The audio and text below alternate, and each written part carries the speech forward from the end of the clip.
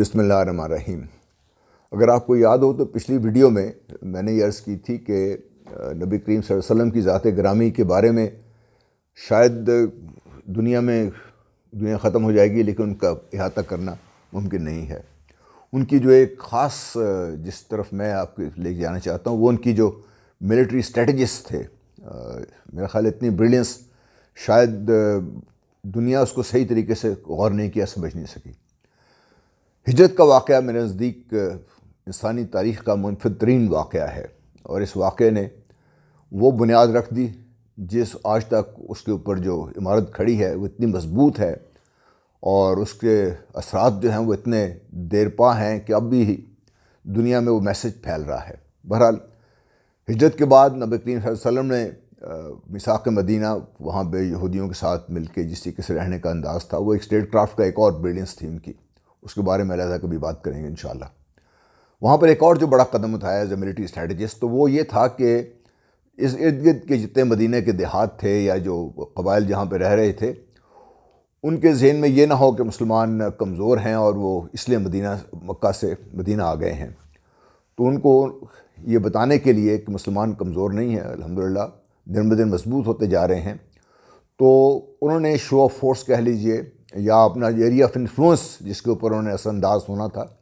اس کو دکھانے کے لیے چھوٹے موٹے تقریباً 9 غزوات ہوئے، جس میں مختلف مدینہ کے اطراف میں مختلف دیہاتوں پر مختلف جو قبائل تھے ان کے ساتھ چھوٹی موٹی اسکرمشز ہوئیں۔ ان کا یہ فائدہ ہوا کہ ان کے جو شرارت ہو سکتی تھی وہ تو رک گئی، اس کے ساتھ قریش مکہ وہ بھی چوکنے ہو گئے۔ ان کا جو مال تجارت آیا کرتا تھا، اگر آپ کو یاد ہو میں نے کہا تھا کہ اکانومی کو ہتھیار کے طور پہ استعمال کرنے والے ایک خاص انداز سے وہ نبی کریم صلی اللہ علیہ وسلم کی ذات گرامی تھی۔ تو مدینہ میں بیٹھ کر چونکہ وہ جتنے بھی ان کے قبائل آتے تھے قافلے سیریا سے دائیں بائیں سے اتر کے، تو وہ مدینہ سے دائیں اور بائیں گزرنا تھا، اور جب یہ شو آف فورس ہوئی تو ان کو بھی ڈر پڑ گیا۔ یہ 2 ہجری وہ سال ہے جب مسلمانوں کی یہ جو پہلی جو انہوں نے اسٹریٹجک موو کا جو پہلا اثر تھا وہ ظاہر ہوا۔ ابو سفیان جو اپنا قافلہ لے کر آ رہے تھے، ان کو یہ اطلاع ملی اور ڈر گئے کہ نبی کریم صلی اللہ علیہ وسلم کی ذات گرامی کے انڈر کمانڈ جو فورسز ہیں وہ شاید اس قافلے کو انٹرپٹ کریں گی، ان کو جو ہے ان سے مال تجارت چھین لیا جائے گا۔ قریش مکہ کو جب یہ خبر ہوئی اور ابو سفیان نے جب مدد کی درخواست کی، تو وہ اپنی تقریباً 1000 سے زائد پوری طرح مسلح ہو کر وہ مکہ سے نکلے اور بدر کے مقام پر پہنچے۔ یہ اطلاع نبی کریم صلی اللہ علیہ وسلم کو مل چکی تھی۔ جو ان کا مقصد تھا، جو پہلا قدم تھا، وہ اس میں بہت کامیابی ہوئی، یعنی قریش مکہ کو مکہ سے 400 میل دور آ کر بدر کے مقام پر ان کی جو لاجسٹک تھی اتنی لمبی ہو گئی، ان کے لیے اتنا بڑا مشکل ایک بن گئی ان کو بدر کے مقام تک آنا پڑا۔ اور بدر کا مقام جو چننا تھا، یہ بھی اپنی ایک ملٹری بریلینس تھی ان کی، نبی کریم صلی اللہ علیہ وسلم کی، کہ وہاں پہ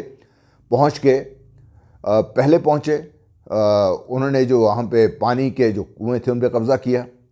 اور اپنے آپ کو ایسے پوزیشن کر لیا کہ اب قریش مکہ کو نہ تو ان کو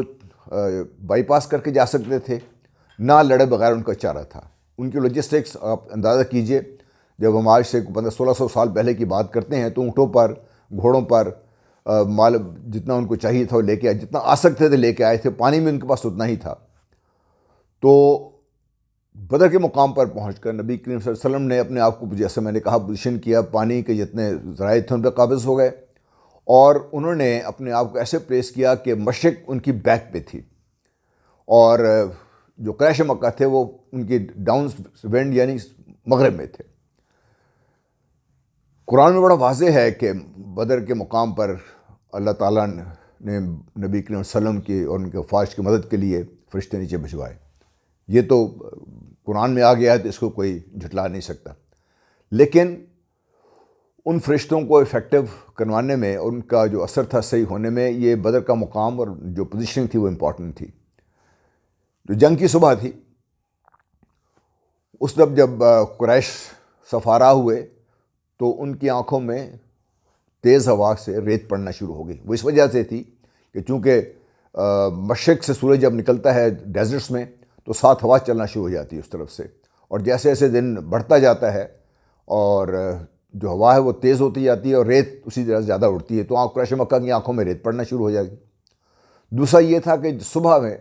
جب وہ سامنے سفارا ہوئے تو سورج ان کی آنکھوں میں تھا۔ اور تیسرا جو ایک بہت بڑا قدم تھا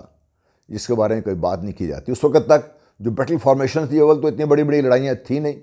اور جو لڑائیاں تھیں اس میں باکس فارمیشن کہہ لیجئے، اسکوائر فارمیشن میں لے یا ریکٹینگل فارمیشن میں فوجیں سفارا ہوا کرتی تھی۔ نبی کریم صلی اللہ علیہ وسلم کی ذات گرامی نے بدر کے مقام پر ایک نئی ترتیب دی، اور وہ تھی ٹرائنگل شیپ۔ ٹرائنگل شیپ میں آنے کے بعد اس کا فائدہ یہ تھا کہ اگر 3 سائیڈیں ٹرائنگلز پہ حملہ کرنا ہے قریش نے، تو ان کو اپنی فوج کو تقسیم کرنا پڑے گا 3 حصوں میں۔ دوسرا یہ کہ یہ جو جیومیٹری سمجھتے ہیں اور فزکس جانتے ہیں کہ یہ اسٹرانگسٹ فارم ہے جو بھی آپ فارمیشن بنا سکتے ہیں، تو جہاں بھی آپ کو مضبوط بنیادیں چاہیے وہ ٹرائنگل بیسڈ ہی ہوتی ہیں۔ آج کی سائنس بھی اس سے آگے ترقی نہیں کر سکی، تو اس ٹرائنگل پہ ہونے کا یہ فائدہ بھی تھا کہ وہ مضبوط تھی، اور اگر جتنے ایک ٹرائنگل کی ایک سائڈ پہ اگر جو مسلمان تھے وہ تقریباً 313 مسلمان تھے، ہتھیار بھی کم تھے ان کے پاس، باقی سامان بھی کم تھا، لیکن جب وہ صف آرا ہوئے تو تینوں سائڈ سے قریش کو تقسیم ہونا پڑا، اور ہر سائڈ پہ جو حملہ کرنا تھا اگر خدا نخواستہ ایک مسلمان شہید ہوتا تو اس کی جگہ دوسرا مسلمان آیا تھا، وہ سائڈ وہاں پہ برقرار رہتی۔ اگر ایک سائڈ اندر پریشر آتی تو دوسری سائڈ اس کی سپورٹ کے لیے آ جاتی۔ قریش کو 3 حصوں میں تقسیم ہو کر لڑنا پڑا۔ مسلمان چونکہ ٹرائنگل فارم میں تھے، ایک دوسرے کی بیک کور تھی، تو قریش جتنا بھی زور لگائے شام تک وہ ساری لڑائی کے بعد بےحد کیجولٹیز بھی اٹھانی پڑی ان کو، لاجسٹکس کا ان کو مسئلہ بنا ہوا تھا، پانی ان کے پاس نہیں تھا، اور اس وجہ سے اور جو نصرت و مدد اللہ کی طرف سے تھی وہ بہرحال اس کا اپنا بہت بڑا ایک اس میں حصہ تھا۔ تو میں جو آپ سے جو باتیں کی ہیں، 3 باتیں یہاں پہ نوٹ کرنے والی ہیں۔ نمبر 1، کس طریقے سے قریش مکہ کو مجبور کیا گیا کہ وہ اپنے کمفرٹ زون سے نکلیں اور 400 میل دور آ کر۔ دوسرا، جب وہ پہنچے تو وہاں پہ ان کو جو وقت کی سب سے قیمتی اور لاجسٹکس میں پانی کا ذریعہ تھا اس پہ کوئی ان کا کنٹرول نہیں تھا۔ اور تیسرا، بہت جو پوزیشننگ تھی بائی اٹ سیلف، اس کی وجہ سے جیسے ہی سورج طلوع ہوا ان کی آنکھوں میں تھا، سورج کے جیسے جیسے دن بڑھتا گیا ہوا تیز ہوتی گئی اور ریت اڑ کے کفار کی آنکھوں میں پڑنے لگی، اور فائنلی جو ان کی ٹرائنگل شیپ میں جس نے نبی کریم صلی اللہ علیہ وسلم نے اپنی فوج کو ترتیب دیا فوج کو، اسی وجہ سے قریش کو تقسیم ہونا پڑا۔ مسلمان بالکل مٹھی کی طرح مضبوط کھڑے تھے، اور شکست ان کا مقدر تھی، شکست ہوئی۔ اور جنگ بدر ایک اپنے اگر آپ دیکھیے جتنے بھی غزوات ہیں سارے، ان کی سب کی ایک ڈفرینٹ حیثیت ہے۔ یہاں پر میں نے یہ پوائنٹس آپ اس لیے بار بار میں ایکسپلین کیے ہیں کہ ان کی اس غزوے کی یہ خصوصیت تھی جس کی وجہ سے مسلمانوں نے اس کے بعد سے دیکھیے کہ جس طریقے سے پھیلا ہے اسلام، اور جس طریقے سے لوگوں کو یہ سمجھ آئی کہ اب مسلمان وہ قوت نہیں ہے، ایک قوت بن کے آ گئے ہیں، اور ان کی بات سننی بھی پڑے گی اور اس پہ غور بھی کرنا پڑے گا۔ تو ملٹری اسٹریٹجی کے لحاظ سے دیکھیے، ٹیکٹکس کے لحاظ سے دیکھیے، اور جو اوور آل سوچ تھی اس کے لحاظ سے دیکھیے، اکانومی کا ایز ہتھیار استعمال، کفار کو اتنی دور نکال کے لے کے آنا، ان کو پھر اس پوزیشن میں لے کے آنا جہاں پہ شکست ان کا مقدر تھی، اور وہ ہوا الٹیمیٹلی۔ اور یہ ایک غزوہ بدر کی ہم جب مثال دیتے ہیں، عام طور پہ ہم یہی کہتے ہیں کہ مسلمان کم تھے، کفار زیادہ تھے۔ بہرحال یہ بھی حقیقت ہے، اللہ تعالیٰ کی مدد تھی وہ بھی ایک حقیقت ہے، لیکن اس کے ساتھ یہ بھی ایک حقیقت ہے کہ اللہ تعالیٰ کی عطا کردہ فہم اور فراست جو نبی کریم صلی اللہ علیہ وسلم کی ایک ملکہ ہے، شاید اس حد تک پوری دنیا کی بھی ہم اکٹھی کرنے تو نہیں پہنچ سکتے وہاں تک، تو یہ اس کا بھی ایک ساتھ اثر تھا۔ تو یہ ہمارے لیے سمجھنے کی بات یہ ہے کہ کسی اکیڈمی میں ٹریننگ نہیں ہوئی، کہیں انہوں نے باقاعدہ تعلیم حاصل نہیں کی جو جنگی معاملات تھے اس کے بارے میں، لیکن اس کے باوجود ان کی سوچ وہاں تک تھی جہاں سے عام انسان کی سوچ ختم ہوتی ہے، وہاں سے نبی کریم صلی اللہ علیہ وسلم کی جو سوچ تھی وہاں سے شروع ہوتی تھی۔ اور یہ واقعہ بدر کا جو ہے صرف اس لیے نہیں ہمارے لیے اہم کہ قلیل تعداد میں مسلمانوں نے کفار کو شکست دی، بلکہ اس لیے بھی زیادہ اہم ہے کہ وہاں پہ فہم و فراست کا، عقل کا، غور و فکر کا کتنا بڑا دخل تھا، اور جس کی وجہ سے مسلمانوں کی ایک میراث ہے، اور ہم اس کو سمجھنے کے بجائے ہم چھوٹی چھوٹی چیزوں میں پھنسے رہتے ہیں۔ تو یہ وہ کیری ہوم پوائنٹس ہیں جو میں آپ کو بتانا چاہتا تھا۔ پھر میں دہرا دوں، اکانومی کا استعمال ایز بطور ہتھیار، کفار مکہ کو مجبور کیا گیا اتنا باہر نکل کے آئیں، اپنی کمفرٹ زون سے باہر نکلیں، اس جگہ پر پہنچے جہاں پہ ان کو ہر طرح سے ڈس ایڈوانٹیج تھا، اپنے آپ کو پوزیشن اس طریقے سے کیا جس سے کفار کے لیے اور کوئی چانس نہیں تھا، پھر کفار کو کس طریقے سے مجبور کیا کہ وہ تقسیم ہو کر حملہ آور ہوں، اس کا جو اثر تھا اس کے بعد بہرحال یہ ایک بہت بڑی فتح تھی جو اللہ تعالیٰ کی مدد سے مسلمانوں کو ہوئی، اور نبی کریم صلی اللہ علیہ وسلم کی جو ملٹری جینیس تھی اس کا یہ دوسرا بہت بڑا ایک ظہور تھا جو دنیا نے دیکھا۔ انشاءاللہ جب آگے چلیں گے تو دوسری غزوات کے بارے میں بات کریں گے، اور ان کی جو خصوصیات ہیں میری نزدیک وہ میں آپ کے سامنے رکھوں گا، اور پھر الٹیمیٹلی پھر ہم دیکھیں گے کہ یہ ملٹری لینگویج میں جو کہا جاتا ہے کہ مکمل فتح